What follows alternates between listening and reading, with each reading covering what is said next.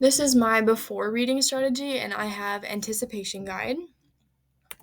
So how this works is you as the educator select statements that address the universal themes of the article or the unit or the lesson that you're doing.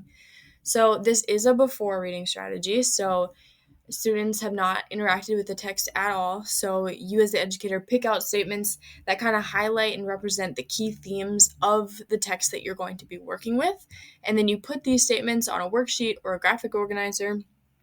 And then under these statements, you will have students respond whether they strongly agree, disagree, or strongly disagree with each statement, and explain why they chose the one they did and like why they feel the way they do.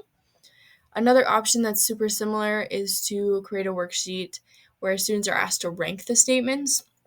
So rather than asking them if they strongly agree, disagree, or strongly disagree, they can rank the statements with 1 representing the strongest agreement and 10 being the strongest disagreement. So this is 2 different ways of asking the same kind of question and trying to get them to mark down how they feel and how they agree with the statement, but 2 different ways of doing that.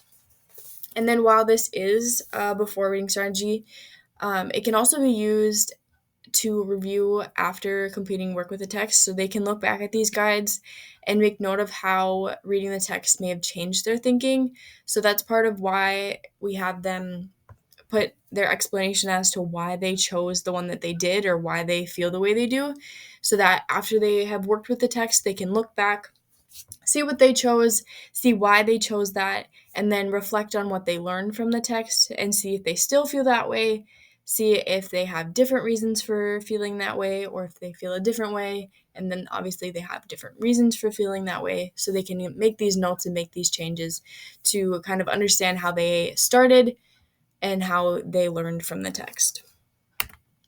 So, an example is with an article called Learning About the Solar System for 3rd grade. So, we have the statement in between the lines, scientists have learned about our planet. And then we see under that, they strongly agree, disagree, and strongly disagree are there. And students are asked to circle one. Then on the other side of the paper, underneath that same statement, it asks them to explain why. So they can circle which one they agree with, and they can explain why that they feel that way. And then that is the same thing for all 4 statements. And then here we see students have circled the one that they feel, and then they have explained why they feel that way and why they chose that one, so that they can use this as an introduction into the text that you're going to be working with, and also as a way to reflect back on where they started after they have worked with the text.